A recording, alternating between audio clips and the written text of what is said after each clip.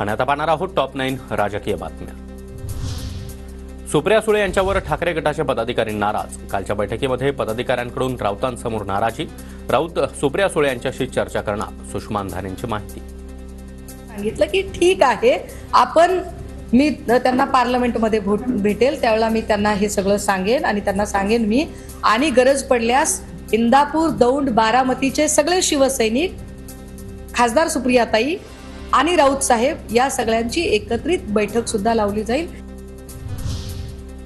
तर नाराज शिवसैनिकांशी बोलणार संजय राऊत, सुषमा अंधारे, सचिन अहिर यांना देखील फोन केला आहे। नाराज लोकांना स्वतः फोन करणार, 30 तारखेला भेटणार। शिवसैनिक नाराज असल्याच्या चर्चांवरून सुप्रिया सुळेंची प्रतिक्रिया। मी स्वतः सुषमा अंधारे, संजय राऊत साहेब आणि सचिन अहिरांना फोन केलाय।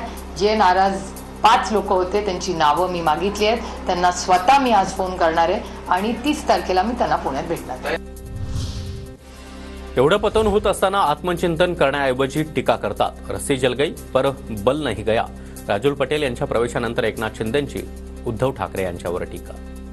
रस्सी जल गई लेकिन बल नहीं गया, अशातली परिस्थिती आहे आणि जो बुन से गई वो हाउस से नहीं आती, आणि म्हणून यांना देवाने सद्बुद्धी द्यावी एवढंच मी सांगतो। भाजपवाले शिंदेंची रस्सी कधी जाळतील याकडे त्यांनी लक्ष ठेवावं। आमची रस्सी आम्ही नव्यानं बांधू। संजय राऊतांची एकनाथ शिंदे यांच्यावर टीका।